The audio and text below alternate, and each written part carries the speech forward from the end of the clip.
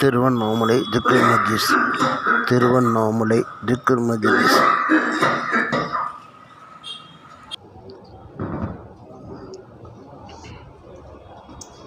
அஸ்ஸலாமு அலைக்கும் வரஹ்மத்துல்லாஹி வபரகாத்துஹு.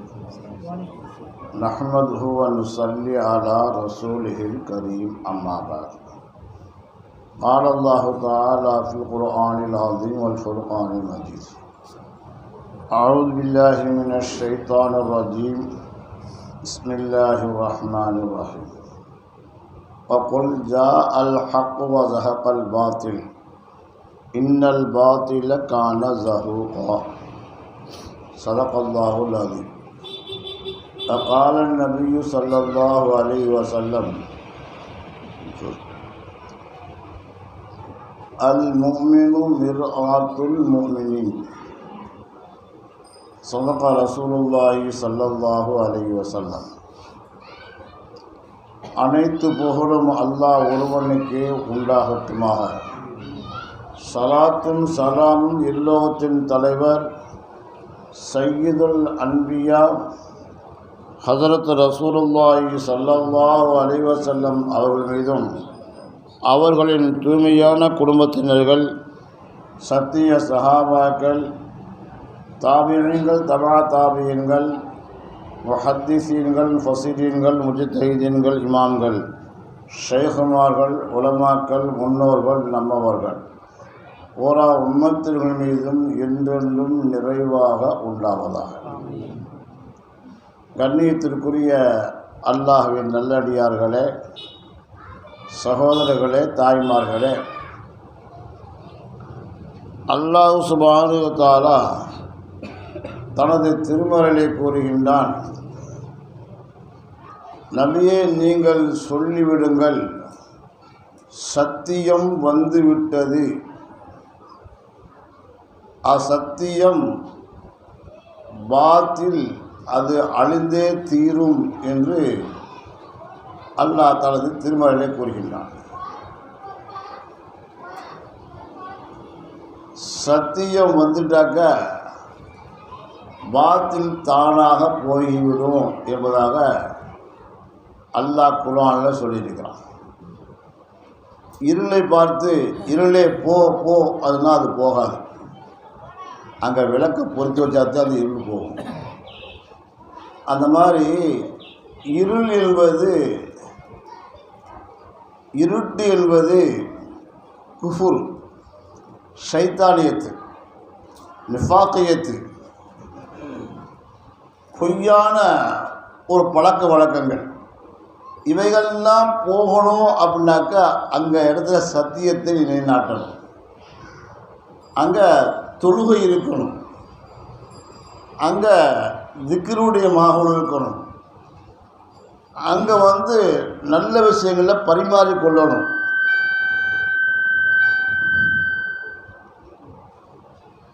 நல்ல விஷயங்களை பரிமாறிக்கொள்ளணும்.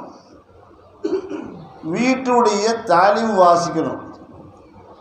இவைகளெல்லாம் இருந்தால் அந்த பாத்தில் தானாக போய்விடும். ஒரு இடத்துல அநியாயங்கள் அநியமாக நடக்குது.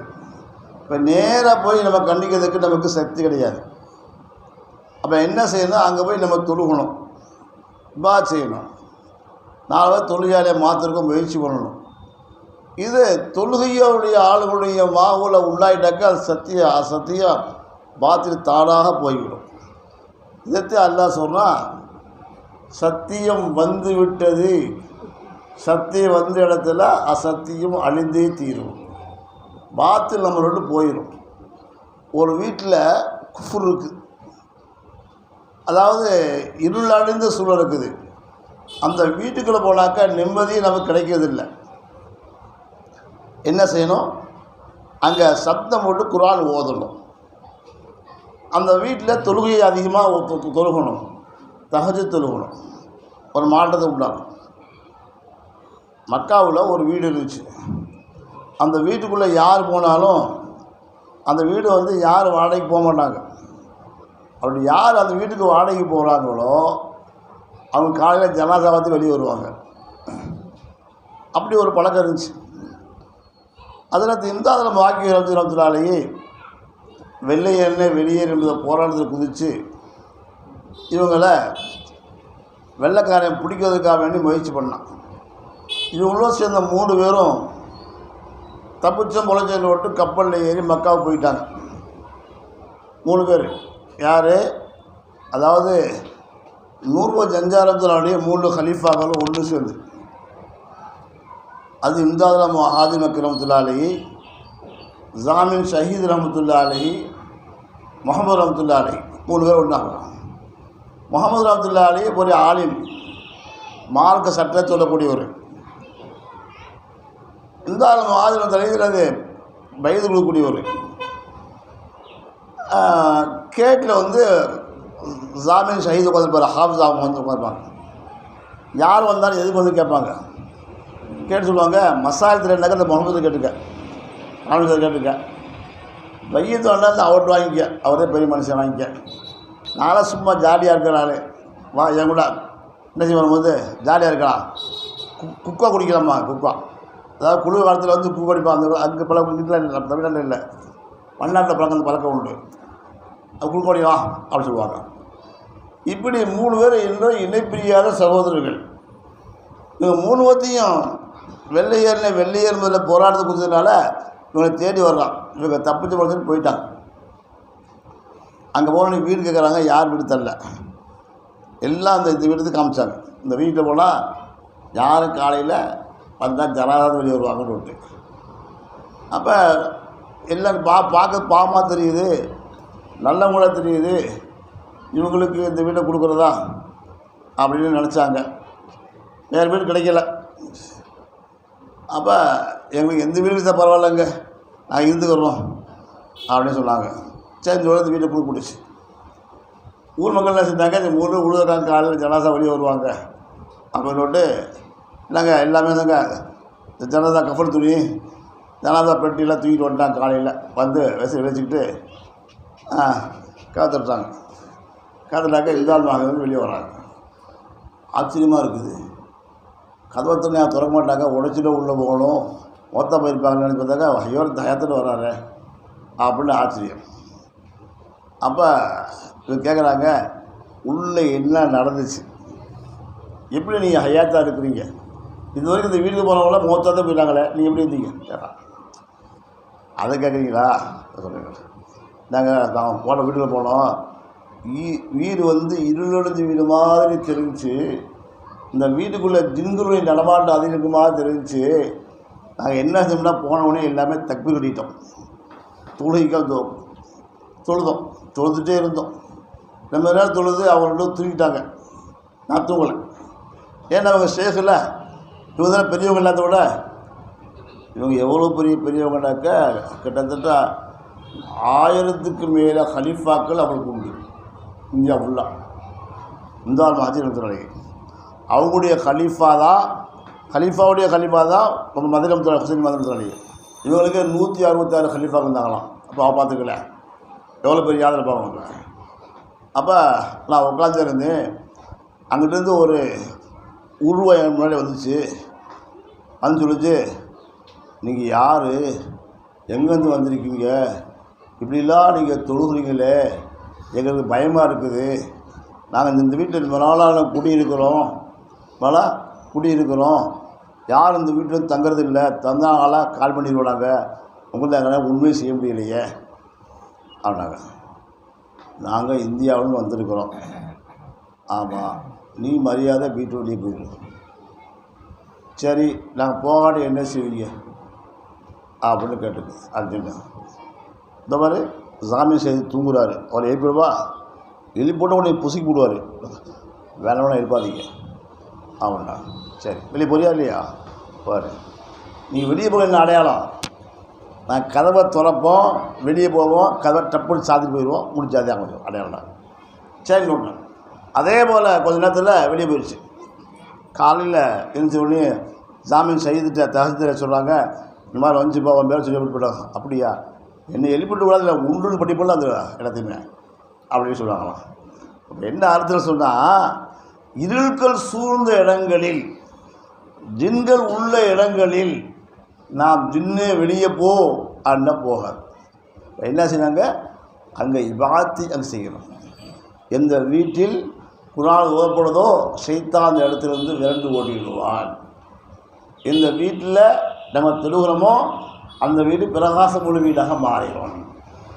இதைத்தான் சஹாபாக்கள் செஞ்சாங்க.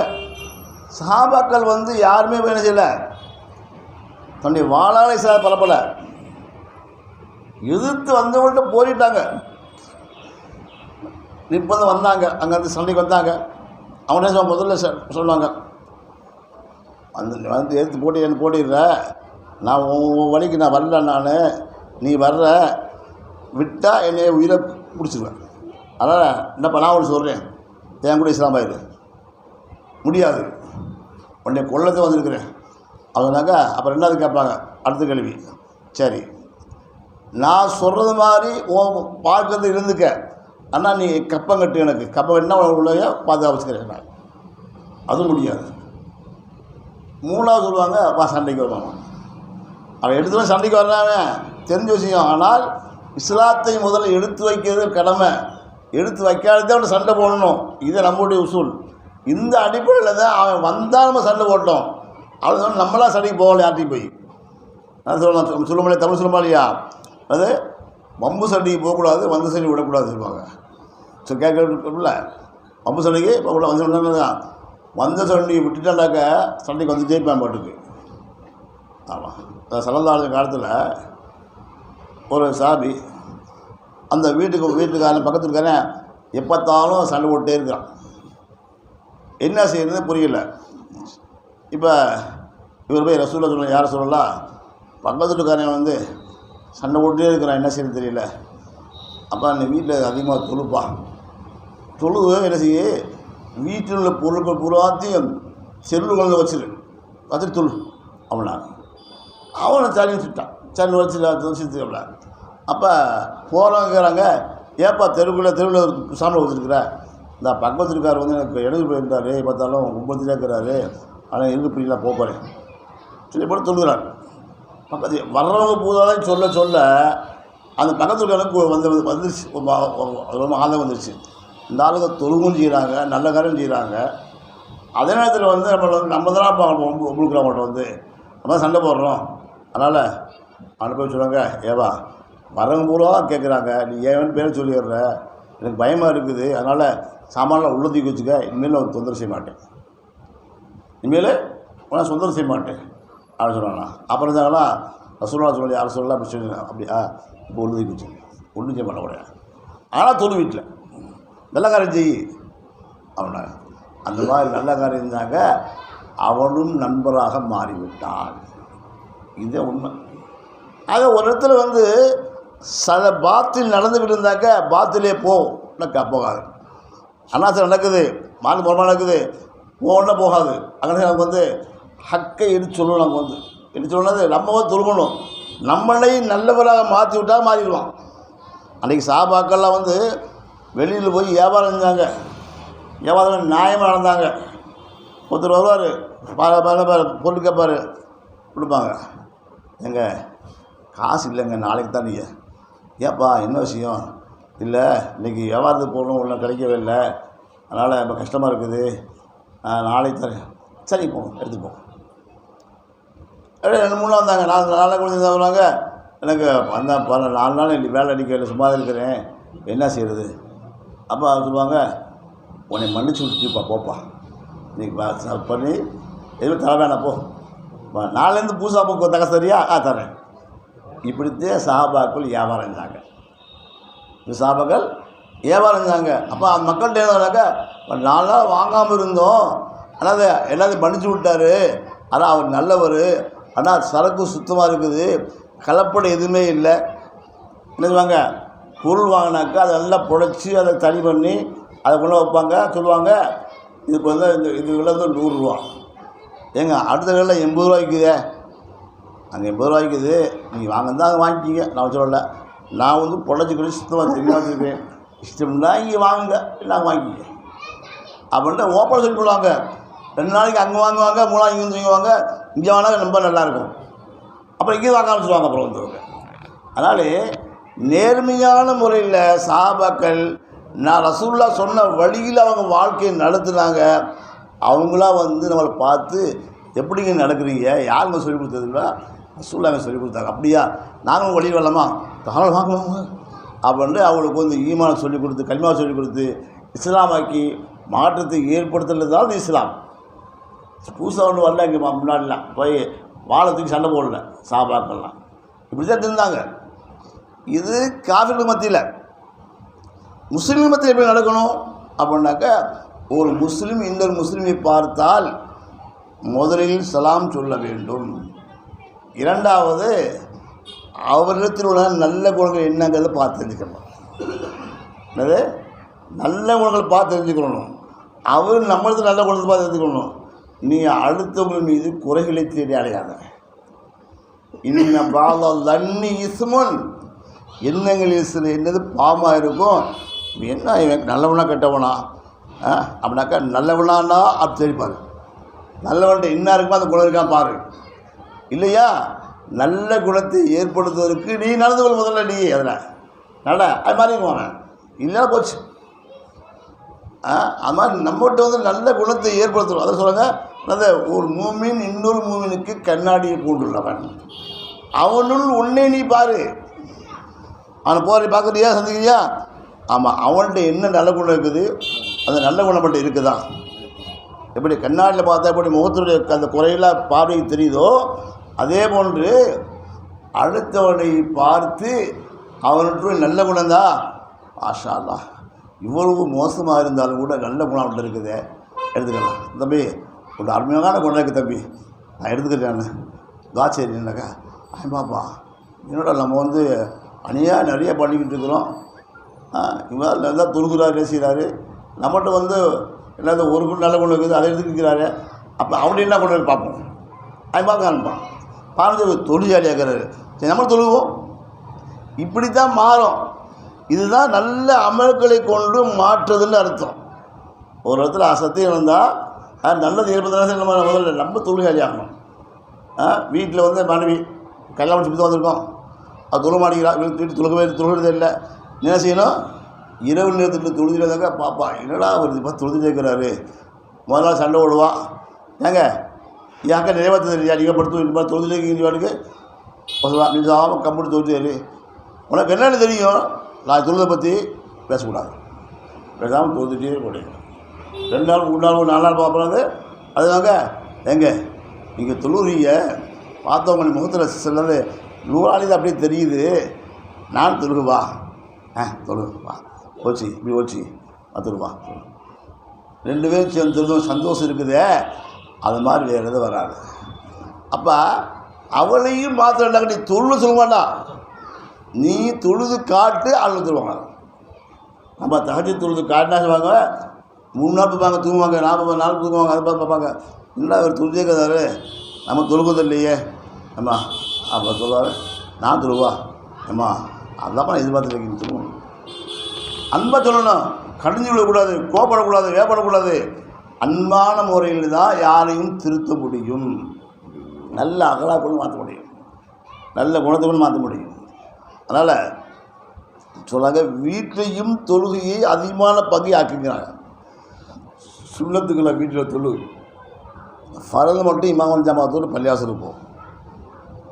வீட்டில் குர்ஆன் ஓது, நஃபிலா வழக்கம் செய், திக்ரு செய்.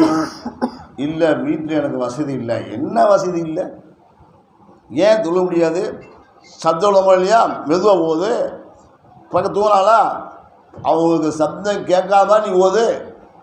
1 நாள் இல்லாட்டி 1 முடிச்சு பார்ப்பாங்க, என்னடா ஒரு மனுஷன் தொழுதுட்டு இருக்காரு, அடுத்த பார்ப்பாங்க அடுத்த வந்துட்டோம். எங்கே சொல்லியிருக்கிறேன், ரசீது கங்கூர் வந்து பெரிய ஆளுமிஷம் அண்ணதாங்க. அவங்க வந்து இவங்களை இருந்தாலும் ஆஜர் பார்க்க வந்திருக்காங்க. அவங்க சொன்னாங்க, என்ன எனக்கு 40 ரூபா தங்கி ஏற்றேன், இவன் அதெல்லாம் முடியாது. ஒரு மாதம் 1 வாரம் 10 நாள் முடியாது, 3 நாள் முடியாது, இந்த இரவு மட்டும் தங்கிட்டு போவோம்னாங்க. சரி நீங்கள் சொல்கிறீங்க, எவ்வளோ சொல்கிறீங்க, பெரியவங்க சொல்கிறீங்க, சரி தரேன் என்னதாங்க, சரி தங்குறேன். ஆனால் என்னை எதுவும் சொல்லக்கூடாது, தொழுவுன்னு சொல்லக்கூடாது, குரானுன்னு சொல்லக்கூடாது, எந்திரின்னு சொல்லக்கூடாது. நம்மால் படுத்து தூங்கி சுபத்தில் போய் இஷ்டமா சரி. இப்போ எல்லாம் சொல்கிறாங்க, இந்த முன்னாடி தொழுவாதே அங்கே போயிருங்க, இந்த ஒவ்வொருத்தருக்கு இடம் கொடுத்துருக்காங்க. இப்போ இவங்கெல்லாம் என்னங்க, சாதாரண மக்கள் எழுந்து தகவல் தொழுகிறாங்க, திக்ர் செய்கிறாங்க, குர்ஆன் ஓதிக்கிட்டு இருக்கிறாங்க. அந்த பக்கத்தில் யாருக்கு இவருக்கு இடையூறு இல்லாமல் இதில் படத்தை எப்படி பார்க்குற கொஞ்சம் பார்க்குறாரு, ஓதிட்டு இருக்காங்களே, இவங்கெல்லாம் தொழுதுட்டு இருக்காங்களே, நல்ல காரியம் செய்கிறாங்களே அப்படின்னு பார்த்து கடைசியில் தூக்கம் வரவே இல்லை. இங்கிட்ட திரும்பி பார்த்தாலும் தூக்கம் வரல, திரும்பி பார்த்தாரு, எங்கிட்ட திரும்பி பார்த்தாலும் திரும்பி அவங்க தொழுதுருக்காங்க. ஆனால் அவங்களால இவருக்கு எந்த இடம் கிடையாது தூக்குறதுல. பார்த்தாரு கடைசியில் இருந்தாங்க இருந்துச்சு, இவரும் தக்பீர் கட்டி விட்டார், தொழுக ஆரம்பித்தார். காலையில் போய் வந்தவொடனே உதாரணம் சொன்னாங்க, அவங்களா இரவு நேரம் என்கிட்ட தங்குன்னு சொன்னேன், தங்கிட்டீங்க, என்கிட்ட கொடுத்த வாக்குறுதியை அதை நிறைவேற்றிட்டு நீங்கள் ஊருக்கு போகணும் தான் போகலாம், இந்த இருந்தாக்கா ஏன் இருக்குன்னு கேட்க மாட்டேன் உங்களை அப்படின்னார். பார்த்தார் அவருக்கு போக மனசு இல்லை, தங்கிட்டாங்க. தங்கி ஒரு நாள் 40 நாள் தங்க சொன்னாங்க. அதே 40 நாள் வரையும் தங்கியிருந்து பையத்து வாங்கி ஹிலாஃபத்து வாங்கிட்டு அந்த இடத்துக்கு போனாங்க. ஏன்னு சொல்ல வரண்டா, ஒரு இடத்துல நல்ல காரியம் செஞ்சு கொண்டே இருந்தால் தொழுகை இல்லாதவும் ஆளுகையாக தொழிலாக மாறிடுவாங்க. ஆமாம், தொழுகையே இல்லாதவங்களும் தொழிலை மாறிடுவாங்க. கெட்ட பழக்கம் உள்ளவங்களும் நல்ல பழக்கம் வந்துடும். வேலை எப்போ வரும்னு சொன்னாக்கா நம்ம அந்த இதில் தொழுதாத்தான். அதனால் நாம் இருக்கிற வீடு சொர்க்க பூங்கா போல் வாங்கணும், தொழிலாளியாக வாங்கணும் வீடு. அப்போ நம்ம வீட்டுக்குள்ளே போனால் யாராவது வீட்டுக்கு வந்தானாக்க, இவர் வீடா பரவாயில்ல தொழிலாளி வீடு போகலாம் வந்தாக்கா அந்த வீட்டுக்குள்ளே வர்றதுக்கு அவங்களுக்கு சந்தோஷம் ஏற்படும்.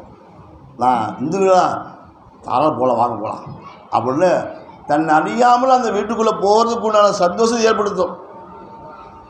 அப்போ அந்த மாதிரி உள்ள என்ன செய்யணும் சொன்னாங்க, அந்த என்ன சொல்லியிருக்கேன், இதான் தகவல் யூத்தில் சல்லிமு அல்லா அல்ஃபுசிக்கும் சொல்லுறா, உங்களுக்கு நிம்மதி ஏற்படுத்தும், சந்தோஷத்தை ஏற்படுத்துங்கிறான்.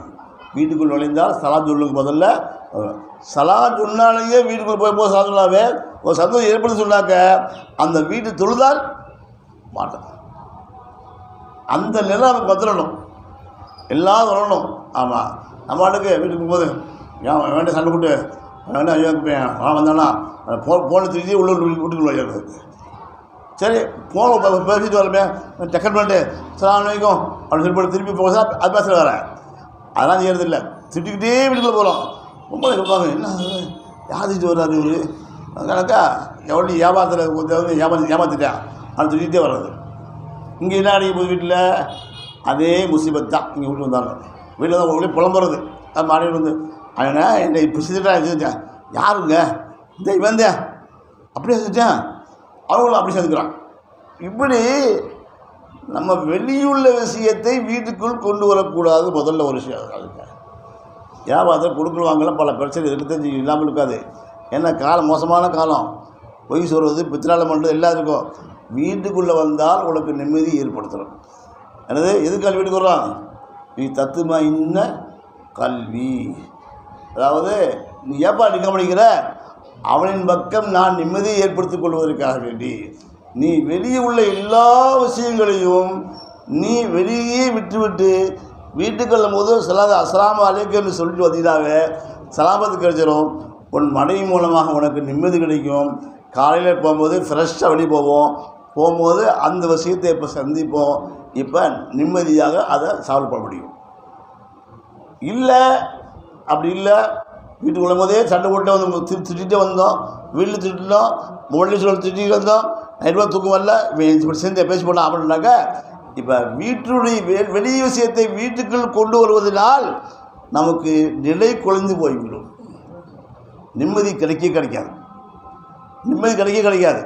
அதனால் நம்ம என்ன செய்யணும்னாக்கா வீட்டுக்குள் வரும் பொழுது வீட்டில் உள்ளதை தான் பார்க்க வேண்டும். ஏன்னா உனக்கு கிளம்பு இருக்குது, வீட்டில் உள்ள பிள்ளைகளின் தர்பீ செய்த கிளம்பு இருக்குது, மனைவிக்கும் செய்ய வேண்டிய கடமை இருக்குது, வீட்டில் வந்து நம்ம நடக்கக்கூடிய காரியங்கள் இருக்குது. அதான் சொல்லலாம் சொல்லியிருக்காங்க, நீ நிக்கா முடித்து விட்டால் மார்க்கத்தின் பாதையை நீ நிறைவேற்றி விட்டாய். மார்க்கத்தினுடைய பாதி விஷயம் வீட்டுக்குள்ளே இருக்குது. அதனால் இபாதத்தின் மூலமாக நல்ல அணுகுமுறை மூலமாக, நல்ல அகலாக்கின் மூலமாக அந்த வீட்டில் உள்ள பெண்மணிகள் நம்மளை பார்த்து சொல்லி இந்த கிழவன் நல்லவர் அப்படின்னு அவங்க சொல்லணும். இல்லை எப்போத்தாலும் உன்னை கட்டின என்னத்தை கண்ணே அப்படின்னு சொல்லிட்டானாக்கா நம்ம சரியில்லைன்னு அர்த்தம். நிறைய வாங்கி கொடுத்துருப்போம், என்னைக்காவது கேட்க வாங்கி கொடுக்க மாட்டோம். அப்படி சொல்லுது கோபம் வந்துடும் உங்களுக்கு, உன்னை கட்டின என்னத்தை கண்ணே அப்படின்னு. அப்போ என்ன சொன்னாக்க எப்போதுமே எப்படி இருக்குன்னு சொன்னாக்க சிறு சிறு விழுகக்கூடாது. ஏதாவது பொருள் கேட்டாங்களா அப்படி இல்லையா அன்பான வார்த்தையை கொண்டு சொல்லணும். ஏம்மா இந்த சக்தி வருதம்மா பக்கத்தில் வேணாக்கா அவங்க அப்படி இருக்கம்மா நான் என்ன செய்கிறது அப்படின்னு தன்னுடைய இயலாமையை தன் மனைவிட்டு வெளிப்படுத்தினாக்க அமைதியாக இருப்பான். நம்ம அதை வெளிப்படுத்தி நம்ம யார் தெரியும், நான் ஆம்பளை செஞ்சோம், நான் எப்படி அவளுக்கு கீழே இறங்கி போகிறது இல்லை. சலதாரம் சொல்லியிருக்கிறாங்க, மனைவியிடத்தில் நான் தோற்று போய்விட்டேன் என்று யார் சொல்லுகின்றார்களோ அவன் முன்னேறிக்கணும். யார் சொல்லலையோ முன்னேற முடியாது. இது நான் சொல்ல வார்த்தை இல்லை, ரசூலா சொன்ன வார்த்தை. அதனால் நம்ம வீட்டுக்குள்ளே நிம்மதி கிடைக்கணும் அப்படின்னு சொன்னாக்க வீட்டுக்குள்ளே தொழுகையில் ஒரு பங்கு ஆக்கிக் கொள்ள வேண்டும். குர்ஆனும் வீட்டில் ஒரு ஜுஸு ஓதிட வேண்டும், சத்தப்பட்டு ஓதணும். இந்த வீட்டில் குர்ஆன் ஓதப்படுகிறதோ யார மாட்டா, ஷைத்தான் வர மாட்டாது, தீய சக்திகள் வெளியே போயிடும், குஃப்ரியத்து வெளியாகி போயிடும், நிஃபாக்கத்து வெளியாகி போயிடும், எல்லாம் வெளியாகி போயிடும். எப்போ வீட்டில் குர்ஆன் ஓதக்கூடிய பழக்கத்தை ஏற்படுத்தினார். இல்லை வீட்டில் எனக்கு நிம்மதி பல்லாசு போடுறாங்க, பல்லாசு போட கிடைக்கிறது இல்லை சொல்லலை. ஆனால் வீட்டில் உள்ள மாகோடு ஏற்படணும்னாக்க நீ வீட்லேயும் தொழுகையில் போதாக்கணும். நம்ம செய்கிறோமா, எங்கடா இடம் கிடைக்கிது பார்க்க தொழில் போயிடும். ஆனால் வீட்லேயும் செய்யணும். ஆனால் சரளா சொல்லுவாங்க, வீட்லேயே உதவி செய்துட்டு வீட்லேயே சுண்ணத்து வந்துட்டு நீ ஃபர்லு தொழுகைக்கு பள்ளியாசுக்குவான். பள்ளியாசில் ஃபர்லு தொழுதுட்டு என்ன செய்ய திருப்பி வீட்டில் சுண்ண தொழு இல்லை பொதுடைய வேறு எங்கேயா போனாக்கா அப்படிங்க சொல்லித்துக்க அங்கனையே சுண்ண தொழுதுக்க. இல்லை வீட்டிலே தொழுனாக்கா வீட்டுக்கு போக முடியாமல் போயிடும், தொழுக முடியாமல் போயிடும். சில சமயங்கள் அப்படித்தான் வீட்டில் தொழுகணுன்னாக்கா சொல்ல முடியாது போயிடும். ஆனால் அப்படியே பலாசி தொழுக வேண்டியதான். எப்போ வீட்டில் தொழுகிறதுக்கு நல்ல உறுதியான எண்ணம் இருக்குதோ அப்போ வீட்டில் தொழுகணும். அப்போ அதுக்கு என்ன செய்தாக்கா முந்திய தொழுகை மட்டும் வீட்டு தொழுகணும். எதையும் சொல்லத்தெல்லாம் வீட்டு தொழுகும். வீட்டில் உதவி செய்துட்டு தொழுகையா ஒரு ரெண்டாக்கா தொழுது போட்டு பயப்படாது. லொஹர் தொழுகை எவ்வளவு முக்கியமான முன் சொல்லிட்டாக்க அந்த முன் சொல்லத்தை விட்டுவிட்டால் அதை கலாவும் செய்ய வேண்டும் ஒதுக்கிட்டாங்க. இதில் லொஹர் தொழில் மட்டும்தான் அப்படி வந்து. ஆனால் நாளைக்கு சுண்ண தொழுகையிலே சுண்ணத்து மக்கள் தான் 12 ரக்காயத்து, பஜ்ருடைய முன் சொல்லத்து 2 ரக்காயத்து, லொஹருடைய முன் சொல்லத்து 4 ரக்காயத்து, பின் சொல்லத்து 2 ரக்காயத்து, 6 ரக்காயத்து, அசர் தொழுகைலாம் சுண்ணத்து மக்கள் தான் இல்லை. மகரிபில் 2 ரக்காயத்து, இஷாவில் 2 ரக்காயத்து, மொத்தம் 12 ரக்காயத்து சுண்ணத்தையும் மக்கள் தான். இது கரெக்டாக தொழுதாங்கிறதுல இதில் லொஹருடைய முன் சொன்னத்தை முன்னால் தொழுகாவிட்டால் லேட்டாகிடுச்சுனாக்கா பின்னாடி தொழுக கல்லாவான்னு தெரிச்சு தொழு தப்பு இல்லை. அதான் தொழுதணும். ஏதோ லொஹருடையது ஃபஜ்ருடைய சொல்லுறது முன் சொன்னபடி நீ வர்றதுக்குள்ளாடி காவ சொல்லிட்டாங்க. நீ நீ சலாம் கொடுப்பதற்கு முன்னாடிக்குள்ளே நீ சுண்ண தொழுதுக்க.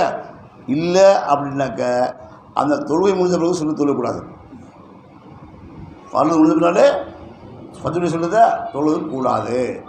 ஆனால் நீ ஃபஜ்ர் தொழுகையும் சேர்ந்து விட்டு போட்டாக்கா 2 சேர்த்துருக்கலாம். எப்போ சூரிய உதவி முன்னாடி அல்லது சூரியன் தான் தொழு பின்னாடி தொழுந்தால் கூட கலா போயிடும். அவன் தான் ஃபஜ்ருடைய 2 ரக்கா சுன்னத்தையும் ஃபர்து சேர்த்துடும், தப்பு இல்லை. ஆனால் ஃபஜ்ருடைய முன் சுண்ணத்தை தொழுதா ஃபர்து விட்டு போயினாக்க சுண்ணத்தை விட்டு போட்டு ஃபர்து தொழுணும். ஆனால் சுண்ண தொழுதுட்டு ஃபர்தில் தேர முடியும் அப்படின்னாக்கா சுண்ண தொழுதணும். ஃபஜ்ர் இல்லை. லொஹரில் அப்படி அல்ல. லொஹரில் தொழுக முடியல அப்படின்னாக்கா அவர் 2 ரக்கா தொழுகிறோம், 2 ரக்கா காமி சொல்லிட்டானாக்கா தொழுகை விட்டு போட்டு ஜமாத் சேர்த்துக்கணும். சேர்த்துட்டு பின்னாடி தொழுதுக்கணும். இது மார்க்க சட்டம். இது சரி சொல்கிற நோக்கம் என்னென்னாக்கா வீட்டில் தொழுகையின் ஒரு பகுதியை ஆக்கிக் கொள்ள வேண்டும். ஆக்கிக் கொண்டால் இன்ஷா அல்லாஹ் நல்ல மாற்றத்தை கொடுத்துருவாங்க. அது சொன்னாங்க உங்கள் ஜால் ஹக்கு வஜாஹக்கல் பாது ஸல்லல்லாஹு அலைஹி வஸல்லம் எப்போ இந்த உலகத்துக்கு தோன்றாங்களோ அன்றைக்கே என்ன செய்ய அந்த மக்காவில் காப்பத்தில் 360 செல்லுக்கு கீழே விழுந்துச்சான். ஏன் விழுந்து கேட்டாக்க ஒரு நல்லவர் புனிதமான ஒருவர் உலகத்தில் தோன்றிவிட்டால் அதனால் சத்தியம் அழிந்து விட்டது என்று சொல்லப்பட்டுச்சு. யார் சொன்னாங்க? அப்போ சொன்னது யார்? அந்த ஜோசியம் பார்க்குறவன், வான சாஸ்திரம் பார்க்குறவன், குறி பார்க்குறவன், இவெல்லாம் சேர்ந்து சொல்ல வார்த்தை என்னது? இந்த சத்தியம் உள்ளே வந்துருச்சு, இனிமேல் அசத்தியத்துக்கு வேலை இல்லைன்னு சொல்லுவான். அந்த மாதிரி சரதாசருடைய வந்தாங்க, எல்லாம் ஆட்டோடைய போயிடுச்சு. சரதாசர் வந்துருச்சுனாங்க, உடனே இல்லை அடிக்கலை, கொஞ்சம் கொஞ்சமாக தன்னுடைய அமலை கொண்டு, தன்னுடைய அகலாக்கான வார்த்தைகளை கொண்டு, அணுகுமுறை கொண்டு தான் கொஞ்சம் மாற்றினாங்க. கிட்டத்தட்ட 23 வருஷமாக பாடுபட்டாங்க. 1.25 லட்சம் சஹாபாக்கள் உற்பத்திட்டாங்க.